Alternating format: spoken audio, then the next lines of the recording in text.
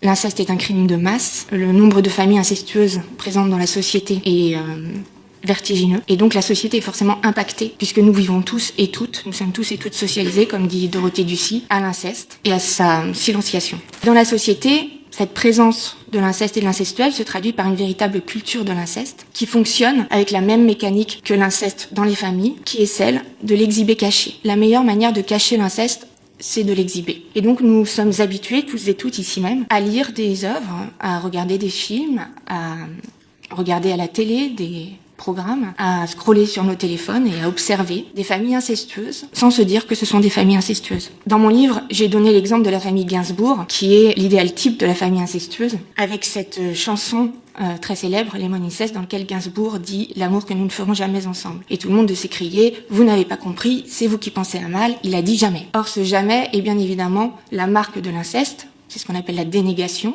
Et c'est ça, un élément de la langue incestueuse. Et Gainsbourg a incesté sa fille aux yeux et aux vues de tous et toutes, qu'elles le disent ou non d'ailleurs, puisque je considère que c'est à la société de savoir repérer l'inceste, ça n'est pas aux victimes d'être capables de sortir de l'inceste. Et donc il a produit des clips, produit des chansons, des films entiers dans lesquels il a fait jouer à sa fille le rapport incestueux qu'il entretenait avec elle. Mais Gainsbourg est loin d'être le seul. On a la famille Kardashian qui expose son inceste sur je ne sais combien de saisons. On a toutes les familles sur Instagram qui exhibent leurs enfants sur les réseaux sociaux pour construire leur audience. A fortiori les comptes de parentalité positive qui créent des dispositifs extrêmement incestueux pour livrer la vie intime de leurs enfants en pâture au grand public au nom d'un bien public supérieur. On est là devant une perversion incestueuse. Comment grandir dans ce genre de famille quand notre mère est adorée par tous ses followers comme étant une mère parfaite? Quel rapport à la vérité et quelle distance critique pour la construction de soi-même peut-on entretenir? Une émission récente qui s'appelle « Qui veut épouser mon fils ?» est un exemple parfait de